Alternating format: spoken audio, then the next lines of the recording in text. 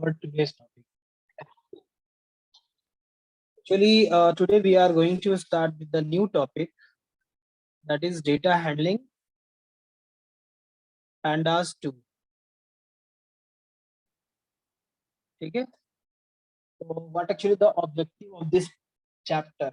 Actually, I uses Preeti Arora book, and according to this book, this is the chapter number 2, and it is a part of unit 1, where the chapter name is written as data handling using pandas 2. The most of the main objective of this particular chapter is to identify the one of the features of pandas. That is, we can say that this is the advanced topic. Actually, we have understood that how actually we can work with pandas, and now we are going to understand the basic concept or working with pandas. That is uh, that is the one of the basic operations that is required for performing any kind of statistical functions or operations. अब देखो जितने भी statistical work होते हैं, actually आप pandas को या यूं कह लो कि डेटा फ्रेम को हम लोग एज लाइक है इसको टेबल आइडेंटिफाई करते हैं. MySQL का टेबल ले लो या फिर MS Excel का टेबल ले लो या फिर सीट कहते हैं उसको. So basically, whatever the operation we have performed using the table and MS Excel spreadsheet, we are doing the same with data frame. But here we can perform some more operations that is also possible in MS Excel spreadsheet and MySQL. But it can control a small as well as a large scale of data sets. ठीक है. अब जैसे आपको starting में बताया गया था कि डेटा सेट का सेंस मतलब डेटा लाइफ साइकिल क्या होता है. एक्चुअली जो भी डेटा हमारे पास नॉर्मली अवेलेबल होते हैं फॉर प्रोसेसिंग और विजुअलाइजेशन और रिपोर्टिंग कह सकते हो, तो उसके लिए डेटा हमारे पास वेरियस फॉर्म में अवेलेबल होते हैं. जैसे कि वो हो सकता है कि एक एक्सेल फाइल हो, इट में भी वेबसाइट टेबल हो, डेटा हो, टेक्स्ट फाइल हो, CSV फाइल हो या कोई डेटाबेस का टेबल हो. तो एक्चुअली पैंडास के थ्रू बेसिकली हम लोग यहाँ पे नंबर ऑफ ऑपरेशन परफॉर्म कर सकते हैं जो इजिली इन सारे चीजों में पॉसिबल नहीं हो पाता है, या फिर एक हमारे पास सब्स्टिट्यूट है पैंडास के थ्रू, डेटा फ्रेम के थ्रू, कि हम उन सब वर्क को कर सकते हैं. The main objective of this pandas 2 is for the advanced topics such as aggregation, pivoting, sorting, and the last one, that is database connectivity using MySQL. So these are the things. First point, as you can see here, that there is a term that is called aggregation. What actually the term aggregation is? अब देखो, as for example, जैसे MS Excel file पे जब आप काम करते हो, ठीक है, इसका मीनिंग तो सिंपल होता है to join, or we can say that to perform mathematical operation to get values from different columns or different fields of the database. Simply कह सकते हैं जब हम लोग दो सेट या फिर दो पार्टिकुलर सेल के साथ कैलकुलेशन करके तीसरे में उसका डेटा डालते हैं, ये हमारा एग्रीगेशन कहलाता है. तो नॉर्मली अगर मान लो आपके पास कुछ डेटा है, जैसे कि ये रहा रोल नंबर, ठीक है, ये रहा MRK मार्क 1, कोई भी एक सब्जेक्ट हो सकता है, MRK 2, MRK 3, and the last one is total.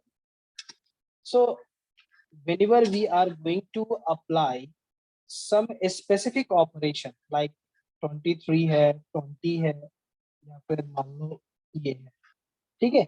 अब यहाँ पे जो हमारा कैलकुलेशन स्टेप होगा, ठीक है, अगर हम इसको आइडेंटिफाई करें तो इसका कैलकुलेशन क्या होता है, 5 एंड सही है 75, तो एक्चुअली ये जो डेटा हमारा आइडेंटिफाई हो रहा है ये किसके थ्रू हो रहा है, ये मार्क 1, मार्क 2 और मार्क 3 के थ्रू हो रहा है।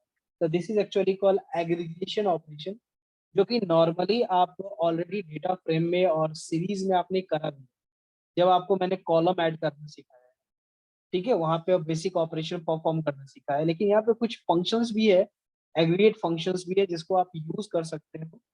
जैसे कि एग्जांपल के लिए मैं इसको बता रहा हूँ।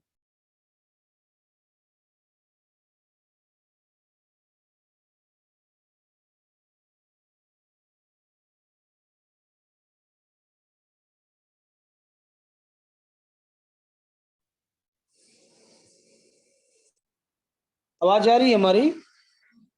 Anyone? Yes, sir. Yes, sir. Yes, sir.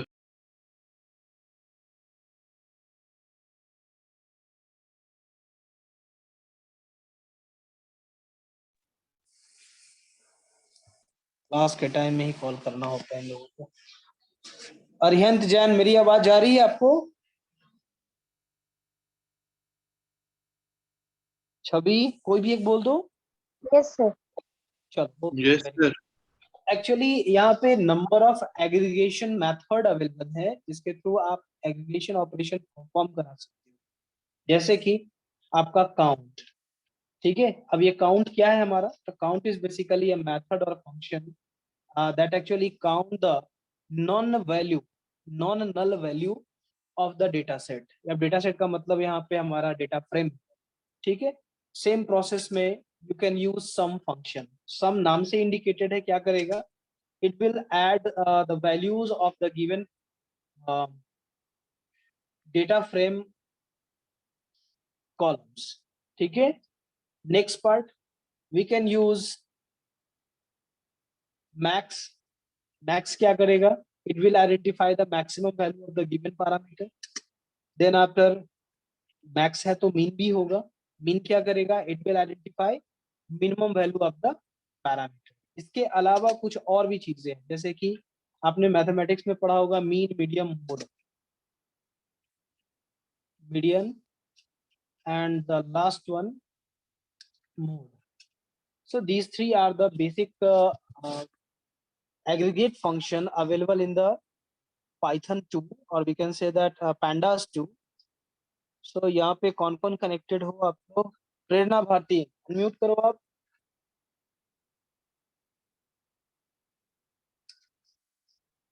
Yes, sir. What do you mean by mean, medium and mode? जल्दी से जस्टिफाई करो, यहाँ पे बताओ उसको। मैथ से हो ना आप? Yes, sir. हाँ बताओ। What do you mean by mean, medium and mode?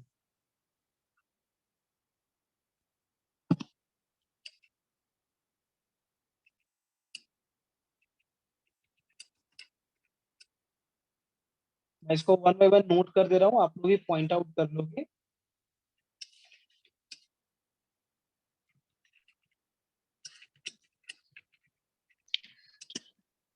बोलो Sir, जल्दी। Sir, yes.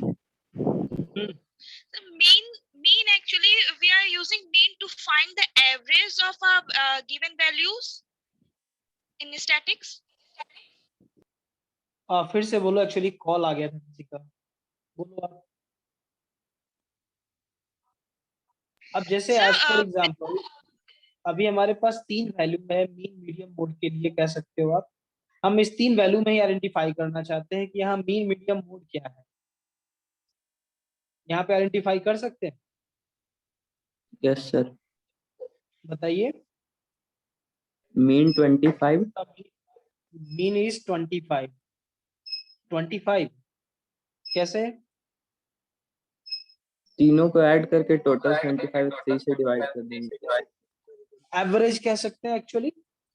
Next thing, median किसको कहते हैं हम लोग? 23. 23 कैसे?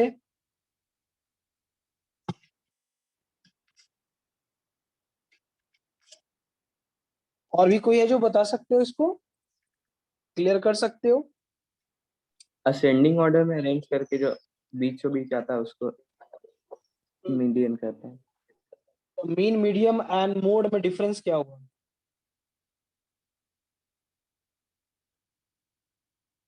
मीन एवरेज होता है, मीडियन सेंट्रल डेटा होता है, और मोड सबसे ज्यादा जो अकर होता है डेटा उसको कर। Very good. हम मोड की बात करेंगे तो मोड नॉर्मली क्या है हमारा, जो मैक्सिमम रिपीटिंग वैल्यू, ठीक है, क्योंकि यहाँ डेटा काफी कम है तो इसको आइडेंटिफाई करने में दिक्कत हो रहा होगा। आप इसको एवरेज अगर देखोगे तो 3 ही डेटा 4 डेटा है हमारे पास, अगर लंबा डेटा होता 5-10 तो आसानी से इसको समझ में आता। एक्चुअली जो रिपीटिंग वैल्यू है उसको हम लोग यहाँ मोड आइडेंटिफाई करते हैं, ठीक है। मीन किसको करते हैं जल्दी बताओ? मीन एक्चुअली कहते हैं हम लोग जहाँ पे जो भी आपके पास वैल्यूज है उसके जो एवरेज वैल्यू आएंगे वो हमारा मीन हो गया, ठीक है। And the last one that is called median. Median क्या करता है हमारा? मिडिल मोस्ट वैल्यू फाइंड करते मिडिल पोस्ट वैल्यू। जैसे अगर मान लो कि आपके पास अगर वैल्यू अवेलेबल है 1 to 5, 1 2 3 4 5, मैं यहाँ पे नोट डाउन कर रहा हूँ, ठीक है। 1,2,3,4,5, तो यहाँ पे मीडियन क्या है हमारा? 3। 3, क्योंकि ये बीच वाला पार्ट आ जाता है, दोनों में आप इक्वल सेपरेट हो रहे हैं एंड आपके बीच में जो वैल्यू आ रहा है। तो यहाँ पे मीन मीडियम मोड का कॉन्सेप्ट समझ में आ गया होगा। इसके अलावा आपके पास और भी मेथड्स है जिसको आप यूज कर सकते हो, जैसे कि क्वांटाइल, ठीक है। क्वांटाइल का मतलब सिंपल होता है 1/4, ठीक है। जैसे कि 100 का 25, ये हमारा क्वांटाइल होता है। सेम प्रोसेस में यहाँ भी हम लोग जो एग्रीगेट मेथड यूज करेंगे, यहाँ पे इसका भी कॉन्सेप्ट सेम ही होगा, ठीक है। तो यहाँ पे ये कॉन्सेप्ट आप लोगों को समझ में अगर आ रहा है ये सारे मेथड्स, तो आप रेज हैंड कर लो एंड देन आफ्टर हम लोग वन बाय वन इसको समझेंगे ये कैसे परफॉर्म होगा ये सारा ऑपरेशन, बारी बारी से।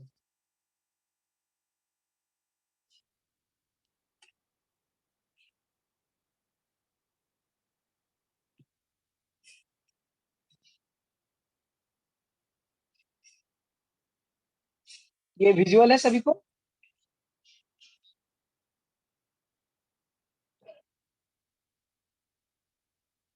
Hello, Yes, sir. Is it? बोलते Yes, क्यों नहीं? sir. चलो तो मैं एक छोटा सा एग्जांपल आपको यहाँ पे दिखाता हूँ कि how actually you can perform mean medium mode of the given parameter, ठीक है। अब जैसे सबसे पहला टर्म क्या है, हमें इंपोर्ट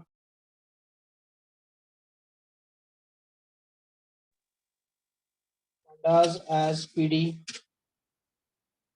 देन आफ्टर एक डेटा सेट क्रिएट कर लेते हैं, मान लो डेटा नाम दे दिया, और यहाँ पे डेटा सेट का नाम हमने सेट कर दिया है डेटा, और यहाँ पे कुछ कीज ले लेते हैं जो अभी जस्ट मैंने एग्जांपल लिया था उसी पे काम करते हैं, ठीक है। अब हमारे पास कुछ डेटा है, या फिर एक काम करते हैं, इतना लंबा चौड़ा काम हम लोग क्यों करें, क्यों ना हम एक्चुअल डेटा पे काम करें। हमारे पास कुछ डेटा अवेलेबल है, जैसे कि ये क्लास 10 का स्टूडेंट का रिजल्ट हमारे पास अवेलेबल है जो इस साल का है। मैं इसी को आपको बताता हूँ इसको कैसे करते हैं। होल्ड करो तो।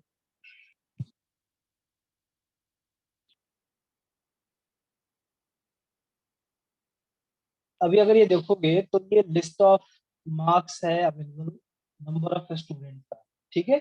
मैं इसमें से कुछ डेटा यहाँ से कॉल कर लेता हूँ, ये इतना से काम चल जाना चाहिए हमारा। कंट्रोल सी और एक फाइल क्रिएट कर लेता हूँ। एक्चुअली हम लोगों ने सीएसवी पढ़ा है ना, बस सीएसवी को अप्लाई करेंगे। देखो हमारे पास सीएसवी के लिए इतना डेटा अवेलेबल है, काफी है हमारे लिए। अब जैसे हिंदी भी है और संस्कृत भी है, चलो ओके। यहाँ जहाँ भी डेटा में प्रॉब्लम है, जैसे कि डॉट वगैरह दिया हुआ है, आप इसको हटा लोगे तो आपको काम करने में दिक्कत नहीं होगा, ठीक है। यहाँ देखो रोल नंबर में डॉट लगा हुआ है, हटा दीजिए। इसमें आपका स्पेस दिया हुआ है, इसको लगा दीजिए अंडरस्कोर। तो आपके पास ओवरऑल ये डेटा अवेलेबल हो गया जो 30 रिकॉर्ड हमारे पास है। अब इस पर्टिकुलर फाइल को क्या करते हैं, सीएसवी में कन्वर्ट कर देते हैं। जस्ट ब्राउज इट, ये रहा, मैंने इसको डी ड्राइव में डाल दिया, चला गया। टेस्ट डेटा, ठीक है। एंड देन आफ्टर फाइल का नेम हमने आइडेंटिफाई करा दिया, कॉमा डेलीमिटर वैल्यूज CSV फाइल, ठीक है। एंड देन सेव, ये हो गया टेस्ट डेटा डॉट CSV के नाम से सेव हो गया। अब इसको जो एक्चुअल डेटा है इसको मैं सेव कर देता हूँ। अब पहले एक बार चेक कर लेते हैं हमारा डेटा सेव हुआ या नहीं हुआ। डी ड्राइव में है, here is the data test data. अब इसकी अगर एक्चुअल लोकेशन आइडेंटिफाई करनी है बस इस पे क्लिक करो और अब फाइल का पहला वर्ड लिखो, अपने आप ही आ जाता है। देन आफ्टर क्या करना है, इसको आपको कॉपी कर लेनी है यहाँ से। अगर आपको याद रहता है इट्स वेरी गुड, अगर नहीं रहता है आप यहाँ से कॉपी कर लीजिए, ठीक है। Save it and here is the file. अब क्या करना है, हमें रीड CSV लगाना है। तो अब data frame is equal to PD dot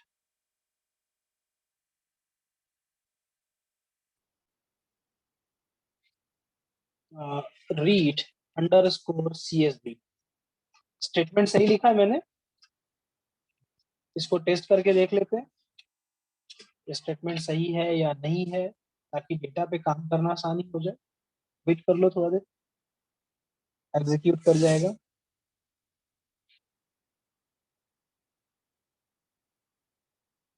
थोड़ा टाइम लेता है ये।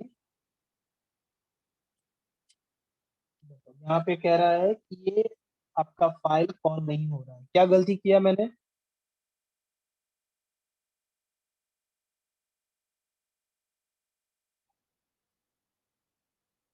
Invalid argument numpy import test. अच्छा सॉरी, मैंने नंपाई नहीं किया है, लेकिन नंपाई की जरूरत तो है नहीं, तो पैंडास से कॉल होता है। ये कह रहा है कि ये जो लोकेशन आप सर्च कर रहे हो ये एग्जिस्ट ही नहीं करता है, रहता ही नहीं है। तो मैं इसको फिर से एक बार रन कराता हूँ, सेम प्रॉब्लम आ रही है। तो मैं एक बार इसका लोकेशन चेक कर लेता हूँ। Here is the D drive and here is the data, ठीक है। अब इस डेटा को अगर मैं सबलाइन में ओपन करूँ तो ये हमारा डेटा अवेलेबल हो जाता है, CSV फॉर्मेट में ही है हमारे पास। चेक कर लेते हैं, नहीं तो इसको एक बार सेव एज कर देते हैं, ठीक है। अब सेव एज टू, यहाँ पे बहुत सारे ऑप्शन है, मैं CSV ढूंढता हूँ। CSV, CSS,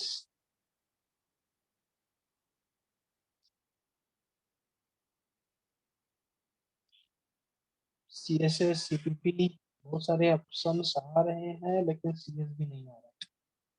तो मैं नोटपैड से काम करूंगा फिर। सर नेम में डायरेक्ट डॉट CSV एक्सटेंशन लगाने से वो काम नहीं करेगा। नहीं कर रहा है, देख लेते हैं। ये हमारा डेटा है, CSV फाइल है। अब इसको मैं यहाँ से सेव एज कर देता हूँ, ऑल फाइल्स, और यहाँ पे डॉट CSV लगाता हूँ फिर से, and then save it again. ये कह रहा है do you want to replace, yes I want to replace. Replace हो गया। एंड देन आफ्टर हम लोग अब फिर से जाएंगे इस पार्ट पे, एंड ये हमारा डी ड्राइव के अंदर है, सिंगल कोटेशन मार्क पे देते हैं, test CSV and then run it, it will raise the same. कोई नहीं, मैं इसको फिर से ओपन कर लेता हूँ, leave sir it, D capital ना होगा। देख लेता हूँ खुल जाएगा। import pandas as PD, ठीक है। and then after df is equal to PD dot read underscore CSV, and then after D drive, and we will need to provide test data dot CSV, then we have to execute it। फिर ये error आ रहा है, क्या error है, invalid argument D colon this, ये file को ये accept ही नहीं कर रहा। अब क्या इशू है सर डॉट CSV करके सेव नहीं होगा शायद। चेक कर लेते हैं।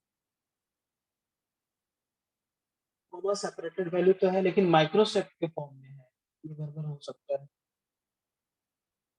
Save as, browse, comma delimited तो लिखा है यहाँ पे, CSV मैकेंटोस UTF,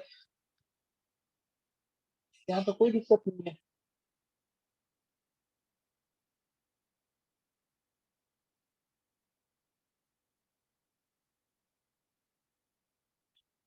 सबसे नॉर्मल करके देखता हूँ, यहाँ नाम दे देता हूँ test data.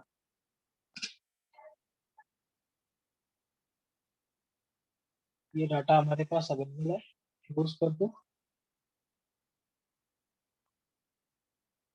and then again call the same।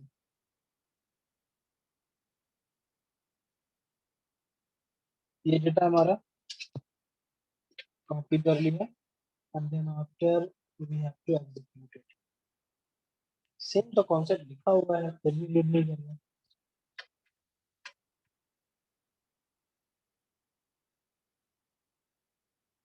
Invalid argument. अच्छा एक काम करता हूँ, मैं नोट पैड लेता हूँ और यहाँ पे एक फाइल बनाता हूँ से, जैसे कि roll name Hindi English SNK Sanskrit maths. ठीक है, ये मैंने बना दिया। Roll number 1, then after Raju, then after Hindi में 34 है इनका, 45 है, 33 है, 22 है and 76 है।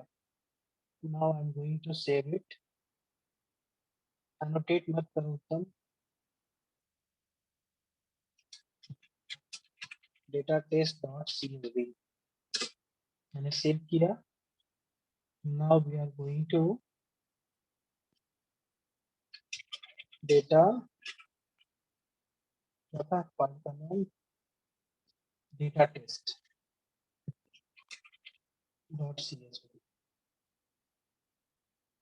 ये कॉल हो रहा है लेकिन वो कॉल नहीं हो रहा है, कोई बात नहीं है, मेरे पास डेटा अवेलेबल हो गया है। हम इस डेटा को ओपन विथ सबलाइन करते हैं एंड सेम डेटा को जो यहाँ अवेलेबल है इसको भी सबलाइन में ओपन करते हैं and now we are going to call the same. इस पूरे डेटा को यहाँ से कॉपी कर लो और इसमें लाके पेस्ट कर दो, कोई तो यहाँ दिक्कत नहीं होनी चाहिए। Now save it.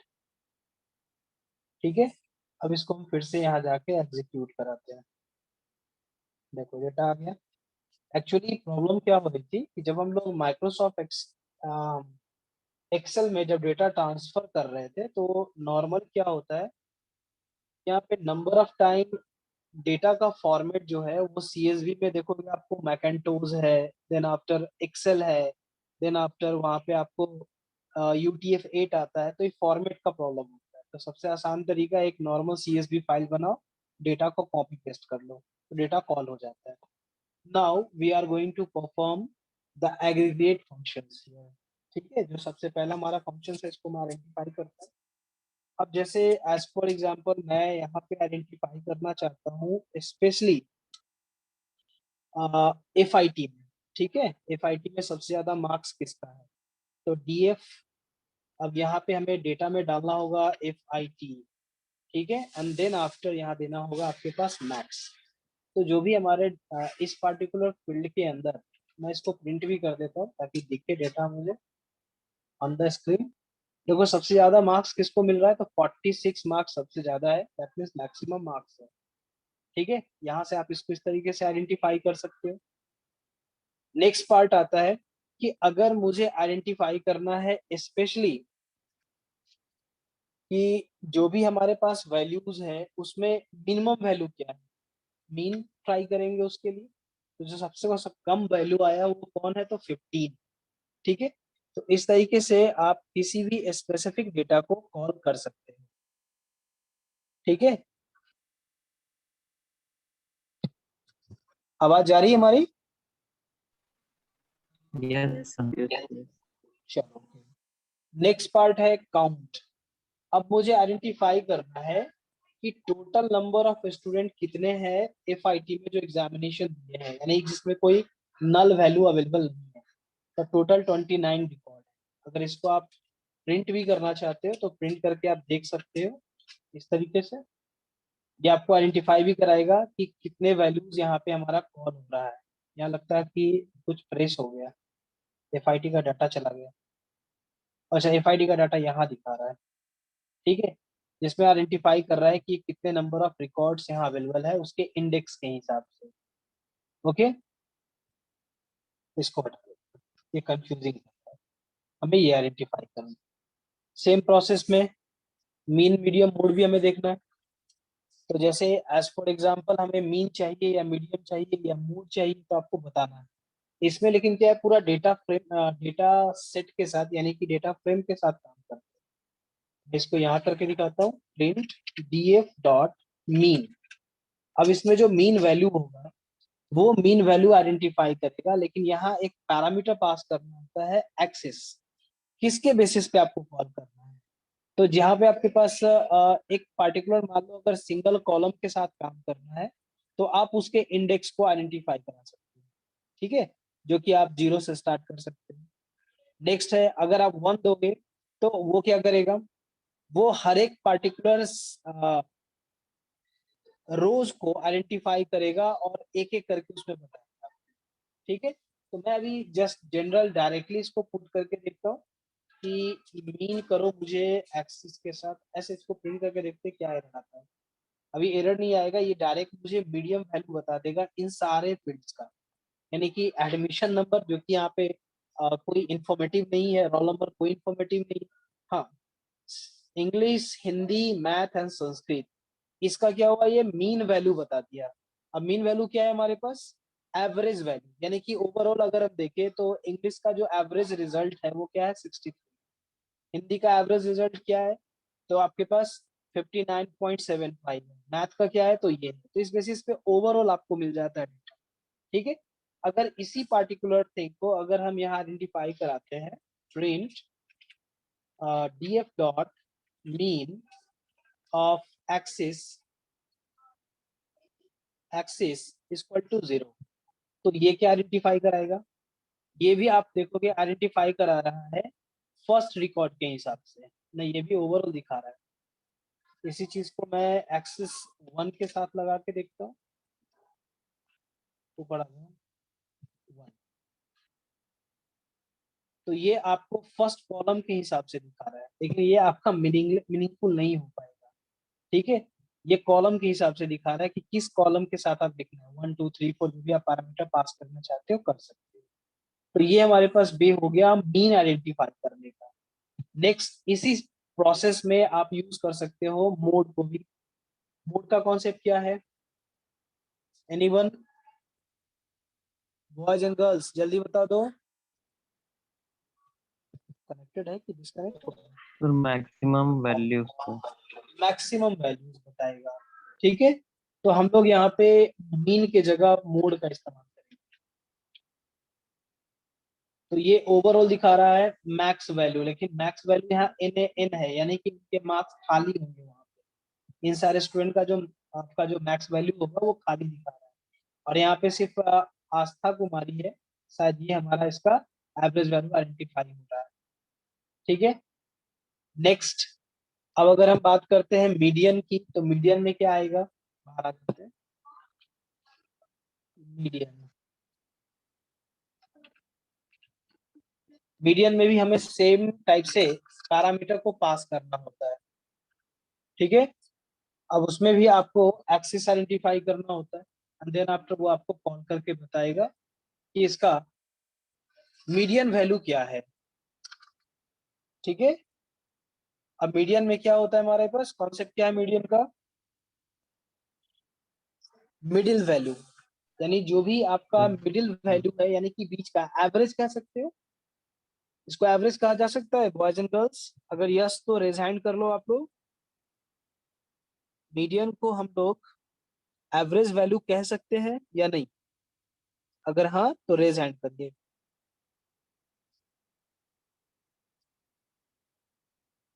गुड, चलो, तो मीन मीडियम मोड का कॉन्सेप्ट समझ में आ गया है, और इसका आउटपुट भी आप देख रहे हैं, ठीक है। आपके पास जो भी बुक अवेलेबल है, चाहे वो सुमिता अरोरा हो या फिर आपके पास प्रीति अरोरा हो, आप क्या करोगे कि इसके जो एक्सरसाइज है चैप्टर नंबर 1 में खासकर, उसको आप एक बार आइडेंटिफाई कराओगे, यूज करके देखोगे वो काम कर रहा है कि नहीं कर रहा है, ठीक है। उसमें कुछ सॉल्व क्वेश्चंस भी अवेलेबल है और कुछ अनसॉल्व भी है, कंसोल वाले को हम 1 बाय 1 वीडियो के थ्रू समझा देंगे आपको, आपके पास वीडियो चला जाएगा क्लास टॉपिक वाइज। अगर किसी को कोई कंटेंट पूछना होगा तो आप वहां पे पूछ सकते हैं, ठीक है। नेक्स्ट पार्ट में हम बात करते हैं, अगर मुझे क्वांटाइल निकालना है, क्वांटाइल का मतलब होता है कि आप 1/4, तो उस बेसिस पे आप क्वांटाइल के वैल्यूज को चेंज भी कर सकते हैं। अब उसके लिए करना क्या है, थोड़ा सा इसको हम आइडेंटिफाई करते हैं। प्रिंट df डॉट, अब यहाँ पे पॉइंट आउट करना होता है कितने लेवल पे आपको यहाँ पे क्वांटाइल करना है। जैसे कि 0.5 अगर देते हैं तो ये 50% होता है। तो उसी बेसिस पे आप जो भी पैरामीटर यहाँ पास करोगे जिस भी पार्टिकुलर कॉलम के लिए, वो उसको आइडेंटिफाई कर देगा, ठीक है। अब जैसे एज फॉर एग्जांपल मैं 0.5 ही करता हूँ, एक सैंपल देखने के लिए क्या आता है।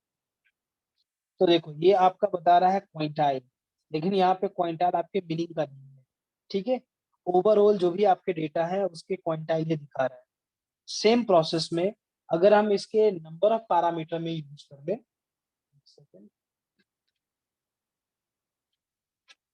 सेम प्रोसेस में जैसे मुझे 25%, 50% या 70% चाहिए। ये कॉन्सेप्ट हमने एमएस वर्ड में भी पढ़ा था क्लास 9 में, जहाँ पे आप किसी भी डॉक्यूमेंट का समरी निकालते हैं, जिसको हम लोग प्रोमोट डॉक्यूमेंट के डॉक्यूमेंटेशन कहते हैं। अब जैसे मान लो कि मैंने कोई बुक लिखा, अगर उस बुक को डायरेक्टली अगर हम मार्केट में अगर डाल देते हैं तो कोई भी उस बुक को परचेज नहीं करेगा। क्यों? Because of experience. हमने उस बुक का एक्सपीरियंस ही नहीं किया तो मैं परचेज क्यों करूं। तो उस बेसिस में हम लोग क्या करते हैं, उसकी एक समरी निकालते हैं, एक आध चैप्टर का समरी निकाल के देते हैं जो इंटरेस्टिंग होता है, एंड देन आप उसको यूज करते हैं।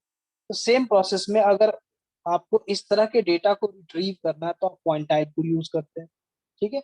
अब जैसे यहाँ पे आप बुक के हिसाब से ही चलते हैं, दिया हुआ है यहाँ पे, मैं एक लिस्ट पास करता हूँ कि नंबर ऑफ पॉइंट में मुझे क्या क्या चाहिए।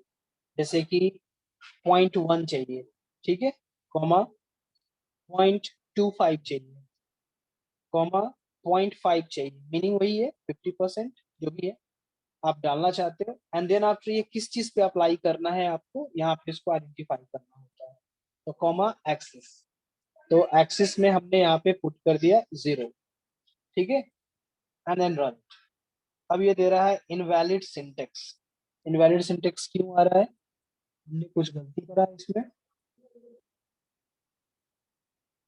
मेरे पास एक्चुअली उस तरह का पॉइंट